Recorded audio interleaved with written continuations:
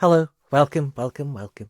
This is episode 3 of Kraken's campaign. For those that are new here, hi, my name's Paul. I am 45 and I am single.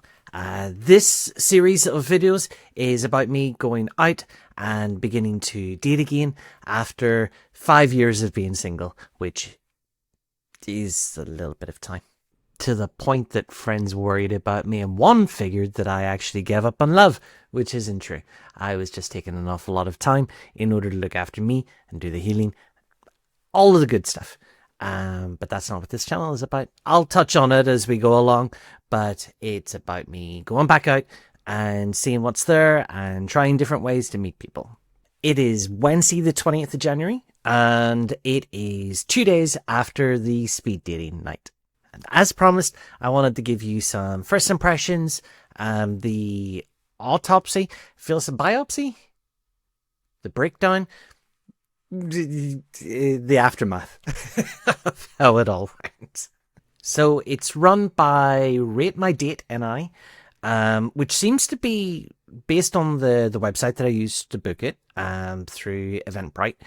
They seem to do all of the like speed dating, and I think they arrange some singles nights as well. And Monday's event was scheduled with an age group of 40 to 55. Outfit choice was the red jumper, which was the first option, because one friend in particular, hi, messaged me and said that's the one you have to wear. So I wore that along with black jeans, straight cut, and new boots that I got. 11-eyed Solivar. I haven't worked out how to pronounce it. Oxblood boots. I had some rings in my hands. I didn't go full rings, which I was tempted to do, but I figured I would put on a few and try and remain as authentically myself as possible, wearing stuff that I would wear on a typical solo night whenever I'm doing the solo date stuff. The event itself started at, well, the doors opened at 7:30. It was in a bar that I had never been to before, which was quite nice. I liked it. But walking into it was very much like a Western. As soon as I went in, everybody's heads just flipped around because they wanted to measure and decide whether or not I was there just to enjoy the bar or if I was going to the event that was upstairs. So that was interesting. I had to put on my serious face to make them wonder whether or not I am. And at the same time, then I went up to the bar. I got some Dutch courage by taking a shot at Jameson's because we got to do something. And a pint of Guinness so that I could sit over it for the course of an hour or so until what I would assume would be a break in the middle of everything. The event started at 8:00. So I got there just before 7:30. Found a little corner and then just kind of kept my head down and kind of looked around me a little bit, but not like stirring or whatever. The first thing that I noticed was just the difference in the age. Quite a few of the people who were there, men and women, were very much carrying themselves and gave me the impression that they were over 50, which is only 5 years older than me. But having talked to friends about this, and we do agree, you do notice the way that people who are older than you notice the way they carry themselves. The guys were all dressed in a very typical fashion for here, which was a shirt that was tucked into blue jeans with a brown belt and some brown leather shoes. Pretty much everybody was bald, apart from one guy. They had the lights low because I guess if the lights were too bright, it would have just been like shiny disco balls. So it was interesting because I felt like I very much stood out as a character amongst all of these people for wearing I guess what would be what I would consider maybe a little bit more individual, and as one person later in the evening described, as flamboyant. But we'll get to her in a little bit. When the event did start, went upstairs, got a name badge, and was given a table. There were 19 tables. So there were going to be 19 women, 15 guys. So there was a little bit of a gap for some of the women. The guys were kind of interspersed, I think, based on that kind of volume. It was a terrible night, like incredibly stormy, rain just whipping in from the side. So I think some folks just kind of took it on the chin because it's not a refundable event. That they just weren't going to go, that it wasn't worth the trouble. Whether or not they'd been there before or just braving the elements just didn't feel worthwhile, which I can understand if you're single and you're at home and you're comfy and you're warm and you're cuddled up with your dog or your cats and there's a new Netflix series that you want to watch. It's hard to break away from that in order to go and then meet new people, especially for dating purposes and putting on your best foot forward kind of vibe, you know? I was given a sheet and it was just like blank sheet. You had to write your name in the corner. And then for the plan was that at each table you sat at, you wrote down the number of the person and their name. There was a little like column for yes or no and kind of impressions of the person that you'd met. So the idea was that you would kind of shimmy down this row, meet the different people. There were 5 minutes for each person. But you would sort of sit with them, and in the 5 minutes you would try and ask them questions because obviously you're interested in meeting them and getting to know them, but also you don't want to be rude. They're asking you questions, so you want to answer as well. It was, I guess it's very much first impressions with just a little bit of a sprinkling of introduce yourself and, you know, talk a little bit about your work. Folks had come from a little bit out of Belfast. There were quite a few from sort of the outlying areas, but because it was going to be the same questions every time, I had pretty much boiled down my answers by about halfway through the night. So whenever I was asked for work, I work in finance for a bank, and I deal with admin work by day, and by night I do modeling. That was the best way for me to kind of give them the post-it version of it, because I think it would take too long for me to start explaining things like Patreon, social media, how I write poetry and want to get a book published. They would come up if they came up. But yeah, I almost feel like I had my answers rehearsed so that I felt like whenever I sat down and introduced myself and they asked invariably, what kind of work do you do? I was able to answer very, very quickly and kind of return the serve. It was like table tennis, just trying to bounce questions back and forth. After speaking with the folks, I met quite a few characters. There was one person who ran her own dog grooming company. She was there with her friend who like walked dogs, and sort of looked after them whenever friends were, or whenever people were away on holiday. They would come and look after the dogs, and I thought that was an amazing job. That's fantastic. Obviously, I could never do it because I'd want to take the dog. As soon as I'm bonded with them, they're coming with me. I noticed, I think after a little bit, I started to meet people that, and I think that's what the event is kind of designed to do. I would meet people who are from very different walks of life. And sometimes that works because you don't want someone who's a copy-paste version of you. But sometimes you would want somebody that you had something in common with, and it's very hard to establish that common ground within 5 minutes just quickly with questions, especially because it's the same sort of questions every time. Where do you live? What kind of work do you do? Some people, and I fully respect them, and it's probably a question that I need to ask at these kind of events, is what is it you're looking for? Hopefully you would be honest with that. But whenever I was asked that, the first time I was just genuinely taken aback because I was like, oh, I mean, I know what I'm looking for. I just didn't think people would ask. But what I'm looking for is something serious, where we kind of have a similar vibe and that they would be creative. I met someone who worked as a psychic, had been working for like 18 years. So I was able to ask some of the spooky stuff, like what kind of tools they use, if they use things like tarot, crystals, do they use astrology in their work, that kind of thing. So, little tangent, I do believe that psychics exist. I think that there are people who have those kind of abilities. However, I would say for every one person that has them, there are easily 100 that do not, but they're very good at reading people, reading body language, reading the vibe, and saying things in quick succession until they kind of hit a note and react to your reaction. I've met people like that. My mum ended up actually dealing with someone like that because whenever my dad passed away like 20 years ago and she was really struggling, she went to see Angel medium. She was really excited for it, and whenever she turned up, it turned out to be one of my dad's best friends from back in the day. He didn't realize it was the same Peter. Peter being my dad's name. So he immediately tapped out. I was like, no, I'm not doing this.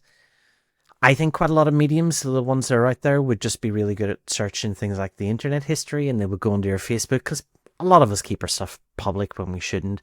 But they would dig through your history, and they would bring up events, and they would have a look at your songs. They would basically use your digital footprint in order to give you the idea that they are picking up on vibes and someone's talking to them, and they're just, something to do with a body of water when they, passed, were they close to the water, that they were very authentic people. There would be certain catch-all terms that they would use and certain phrases that they would test to see how you react.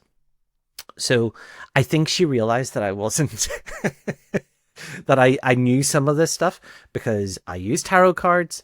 I have crystals. I have a very personal relationship with things like the moon and lunar cycles. I have cats. So I think I'm always a little bit cynical until I meet someone who just genuinely impresses me. She didn't impress me. So I got her just talking about herself. And I was like, I'm not really going to answer questions because if you're psychic, you should know. There were 2 breaks, there were 2 15-minute breaks, and there was one lady that had retired. She was about 6 or 7 years older than me, but she had retired early and had taken up art, that she was doing life sketches and portraits and landscape, and she was just trying to find her medium. So she was going through the different materials and stuff. So whenever that came up, I then brought up the fact that I'm a model, and gave her recommendations for the companies that I work for, because I've got like self-employed, so I would work for a couple of different ones. And she wrote down the details. She was the first person that I was like, oh, I could maybe go on a date with this person. Like, we could go to like art galleries and talk about that kind of stuff. They always get me talking about Caravaggio and Da Vinci. Always a favorite. However, by this point, I wasn't wearing my glasses. I don't always wear my glasses, actually, unless I'm reading or writing. So when I'm meeting people and just kind of sitting with them, talking with them, I don't often have my glasses on. So after about 30 minutes, 40 minutes maybe, I was about a third of the way around. So we had 16, 24. That was about 6 people. There was the first 15-minute break, which was fine. We had like a little token, so we were able to go down and get a drink. I just got a Coke because I was thinking in my head, the last thing I want to do is get really, really drunk. That would be bad. And that would not make good impressions for someone. If I met them and I was like, oh my God, I really like this person. If I'm drunk enough, I would just tell them and then probably give them the business card or something. I didn't bring them with me for that reason, but I decided to be sensible. So after the whiskey and that 1 pint of Guinness, I just switched to Coke. So that was fine. But after the 15-minute break came up and just started working our way back down again, and ran into the first instance where I genuinely disliked a person. I was a little taken aback because I generally get along with a lot of people. I can always find common ground, especially if I'm only going to be sitting with them for 5 minutes. But within that 5 minutes, I was genuinely uncomfortable and didn't know how to react. So whenever I sat down, the lady immediately said, "Oh my God, I've been looking forward to sitting with you all night. Um, I saw you earlier on whenever you came in, and I just something about you just seems so interesting. So I hope that after our conversation, you're going to say yes and that you would like to go on a date." I was like, "Oh, that's very sweet." Thinking a little bit forward, but that's okay. We're good. I appreciate assertiveness, especially my slightly autistic, neurodiverse mind. I like clear signals from time to time. So whenever she said that, I was like, "Oh, that's sweet." She says, "What kind of music do you like?" I said, "Well, I'm going to 3 concerts this year, so it's probably a good representation of the kind of music I like. I'm going to go and see Deftones in a couple of weeks. I'm going to go and see The Cure in June, and I'm going to go and see Garbage in July. Obviously, if there's more concerts that I'll go to, I'll go to. But they would be the big 3 that I'm really looking forward to this year." And I said, "What about you? Like, what kind of genres are you interested in?" She said, "Oh, I just love all types." I said, "Oh, okay. Do you collect physical media like vinyl, CDs?" And she said, "No. I have a ton of vinyl, but my stupid ex-boyfriend," and just went off on one and started complaining about her ex-boyfriend and how he had all of her vinyls and wouldn't let her get her possessions back after he kicked her out of the house. And I'm thinking, that sounds a little bit like unresolved trauma. And then she just suddenly reached over and just grabbed my face and was just like, "I love this beard. It's just so fluffy." Wasn't okay with it. That felt like a boundary had been crossed, and I just kind of reeled and shut down, and I was a little taken aback. I know that some people are very physical, touchy-feely. That's fine, but it felt like she just crossed the line there, you know?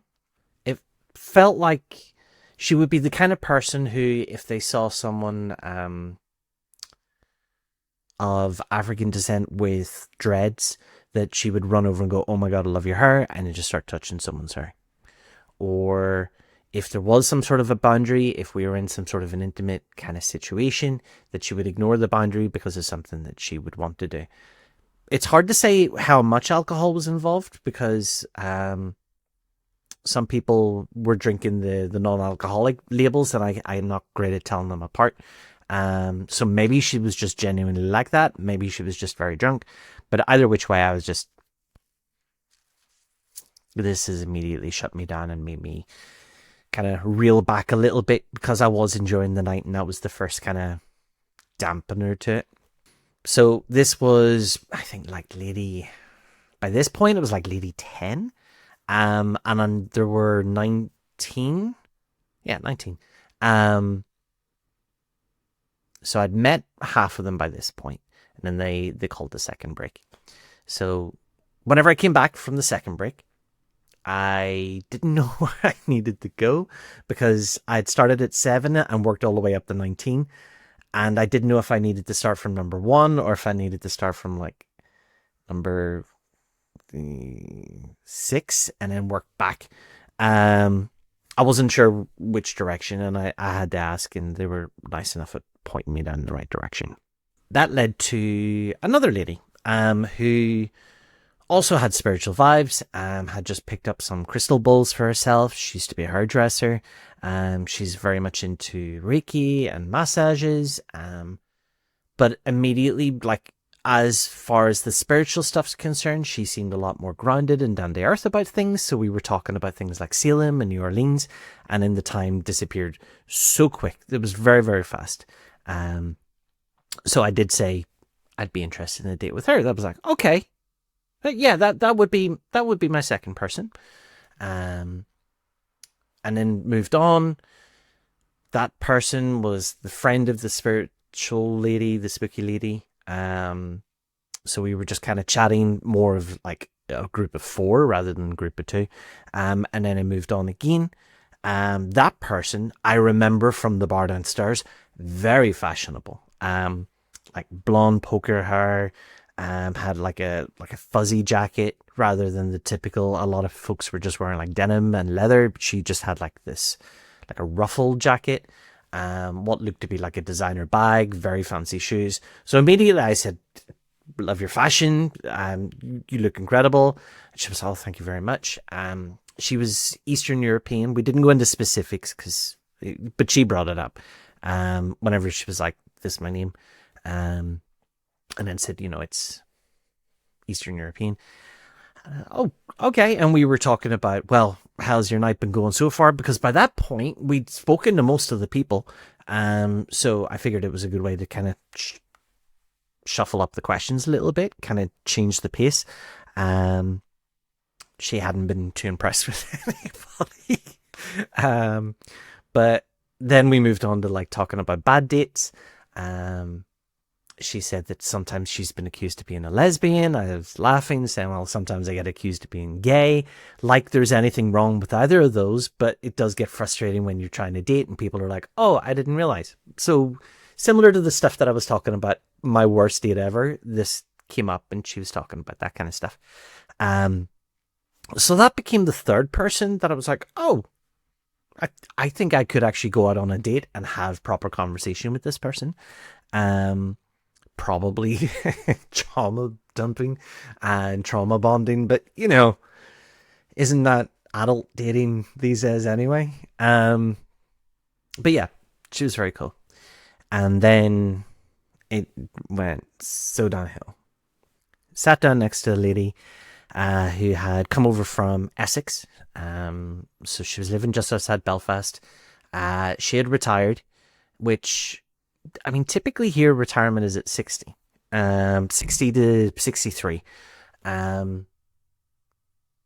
She looked 60 and she carried herself like she was in her 60s. But she was drunk. I mean, 3 sheets to the wind, slurring her speech, wobbling in her seat, drunk. And she had been knocking back the espresso martinis. I'd seen her whenever we'd first gone upstairs and she was drinking that. And I was thinking, that's a classy lady.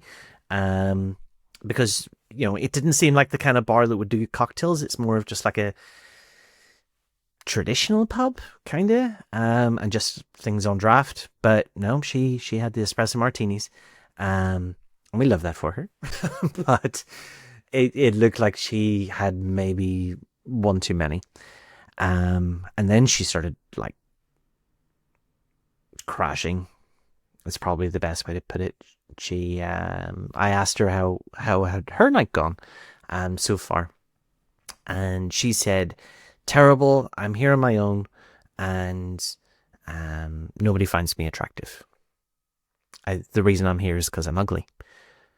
I was kind of like, there's 2 reactions that I have whenever someone crashes like that. If I know them, I will do everything I can to make them feel better about themselves because they're my friend and I love them.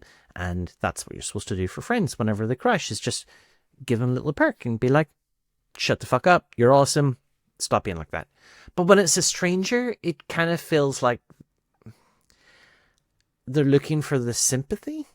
But then she was really drunk, so she probably did mean it, or at least her self-esteem had crashed because of the alcohol. And she was then still looking for somebody to kind of like perk her up. But I don't like feeling obliged to strangers like that.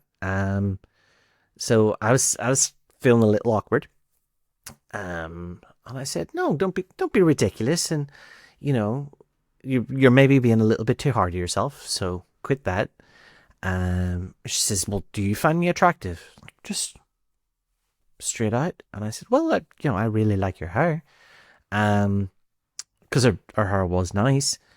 And she said, yeah, everyone talks about my hair, but they don't talk about my face or my body. Heavy sigh. Okay, well, in my head, I'm thinking I don't have any right to be talking about your face or your body because we've literally only just started talking 2 minutes ago. And if this was at a bus stop, I would just shuffle down a little bit and not engage with you at all. But I had to stay there for the 5 minutes. So we talked. And then I moved on to the final person. sat down, and she said, "How's your night been?" And I said, "Yeah, this has been going pretty well. It's really nice meeting all these different people, different types of people, and getting away from dating apps as well. So if this is how we need to meet people now, oh, so be it." And we were talking for about a minute, maybe two. And she just looks me dead in the eyes and goes, "We're not going to match. You're not my type." I I just kind of laughed and went, "Okay, I appreciate the honesty." And she said, "It's just, you're too flamboyant, and I get the feeling that you're a very creative kind of person." And I said, "Yeah, I would say that I am." Because I wasn't going to go into everything. She says, "Yeah, I work in finance for a charity. I've got a couple of kids that are growing up. They're in the process of moving out.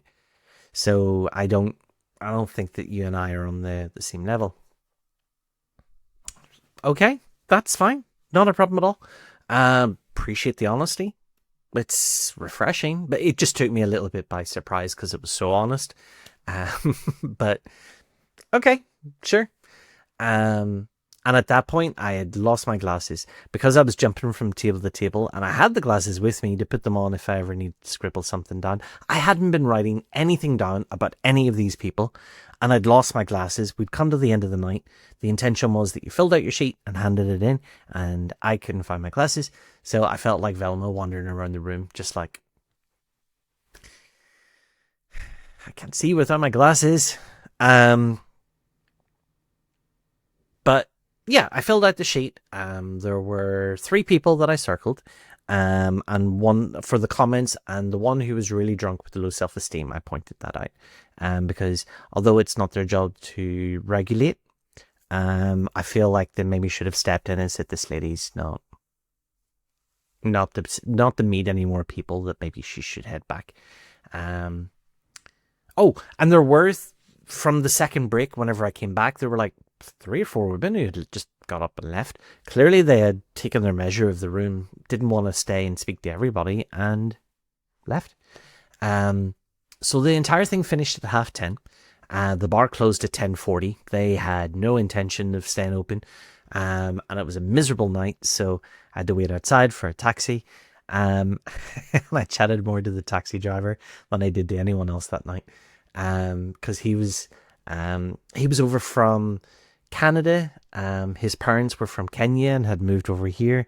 Whenever he reached a certain age, he moved over to Canada, and he had come back here, and he was telling me all about how bad things are in America, how bad things are in Canada, how bad things are for things like car loans and meeting people and dating, because I'd mentioned that it was a single or a speed dating night. So he was talking about his trip to Morocco and all of the women that he had met, and how they were so laid back and respectful, and just how he had seen it as such a culture change from the West whenever he was there. Um, but yeah, so he was telling me all about that stuff, and I sat in his car for like 15 minutes while I was waiting for the rain to die off, going, this is an interesting conversation. Um, so overall, I had fun. I did enjoy it. I got a couple of compliments from my outfit, both the jumper and the shoes. People pointed both out, um, and that helped a lot because I felt like, oh, I do look kind of cute. And although I do look very different from these people, and I feel like I'm a lot younger than most of these people, and I don't really have much in common with these people, I don't feel like I was unwelcome. And I think that's an important thing. I didn't feel like they were sneering or rolling their eyes or anything like that. It just, if we didn't click, we didn't click. You can't please all of the people all of the time. Um, so I know that I wasn't going to be for everybody. Not everybody was going to be for me. There's no point in stressing about making sure that everybody likes you in that group. It's just not possible. Um, and by the same token, the majority of the people that I met weren't really on my vibe, weren't very creative, weren't very imaginative, weren't people that I had much in common with. But there were three people that I was thinking, okay, these are people that I would like to have conversations with. So I guess that would be like a first date, which would probably feel a bit more like an interview. So I'd filled that out on the form, and last night then they did the comparison in order to say, well, these people like these people, and these people like these people, and anywhere there was a match, they contacted you and gave you the details so that you could email them and start the conversation. There were two people who matched with me. Um, the spooky spiritual lady in the corner that I'd met after the second break, and the Eastern European lady. So I have their email details. I've sent just quick emails going, hi, real nice to match with you. Um, 5 minutes wasn't enough for a conversation, was it? And that way then it can just open up to have a conversation with them. And in my head then we can chat a little bit, just double check that everything's cool, because I don't want to date anyone who has Republican views or Tory views or anything that might be construed as like the reform or far right or anything like that. I'm borderline anarchist, left leaning, so obviously I need to check politics. Politics is important to me. So if I find someone who's apolitical, I have no interest. And if I find someone who is right leaning in any direction, I'm not interested either. So I'll have the conversations with these people. We'll see if there's a date for it. But, drumroll please, I have signed up for another speed dating night. Now that I have an idea of how it goes, I have signed up on one that is 35 to 45, and as an age group, it's in a different bar, one that I'm familiar with, and it's on the 19th of February, so it's only a couple of weeks away, and it's run by the same company, so I know exactly what to expect. I think the age group's probably going to be a little bit more aligned for me. The folks that I've dated since my divorce have all been younger by like 10 years, roughly. Because we just seem to have more in common. There's more sort of shared interests and passions, and more likely to be left leaning. So I will see how that goes, and obviously I will share it here. I won't wear the same outfit. That would be unfair. So I'll maybe wear the second one, the black jumper with the red hearts on it. And yeah, we can do this again and talk about how it goes and whether or not it's something that I would recommend. But if you are watching this and you're considering going to a speed dating night, or you're a little bit nervous about it and friends have been suggesting it, especially because it's the new year and you want to try something new, because let's face it, dating apps are not entirely the vibe. I think it can be good for a couple of different reasons. One, whenever we become very happy with our own company, whenever you start speaking to someone new, it's very hard to break that wall down because you become more introverted. And if you enjoy your own company, you don't really need to talk to anybody apart from maybe your cats. So at least by going to these events, you may not be meeting someone who is the love of your life. That's just facts. You may not meet someone that there's an immediate spark with, but you may meet some interesting people and have some interesting experiences. And even if you don't have that kind of connection where you want to date them, maybe you'll make a friend out of it, because if you're going to start going to these kind of things, at least then there's friends that will go with you who are also on the similar journey. And it's important to have friends that are on a similar journey to yourself. For single friends, if all of your friends are married or in relationships, it gets very lonely because you can't really speak to them. They don't understand the challenges that you have. Their challenges relate to their partners and they can talk to their friends about that. But whenever you're single, it's only really single friends that genuinely can relate and understand what it is whenever you sit down with someone who says, I don't like you. I mean, friends in relationships can be equally offended, I suppose, but yeah. It's good to make single friends. So even if going to speed dating only gives you friends rather than relationships, it's good to have some friends so that when you see something like a singles night, you can just round up a couple of your friends and go, and you can be like each other's tag team partner and, play the wingman and talk to their friend of a friend. The way that we used to whenever we were, in our 20s and 30s in bars and stuff, it helps break down the wall that keeps you so insular that you're used to talking about yourself. Because I think that one of the reasons whenever I meet someone in public and I'm like, oh my God, they're stunning. I would love to talk to them and then maybe get to know them or get my number or along those lines. Because I haven't had that kind of a conversation in literal years, it's very hard to just suddenly do that to a stranger because that's like, you know, intense level approach. Like the cold approach is so much more difficult than in a situation like speed dating where you're sitting down, you know, you're only going to be talking to them for 5 minutes. Then you may never have to see them again. So what does it really matter? Um, so I think if I can encourage you to try it, if it's something that maybe you're on the fence about, I would recommend giving it a try.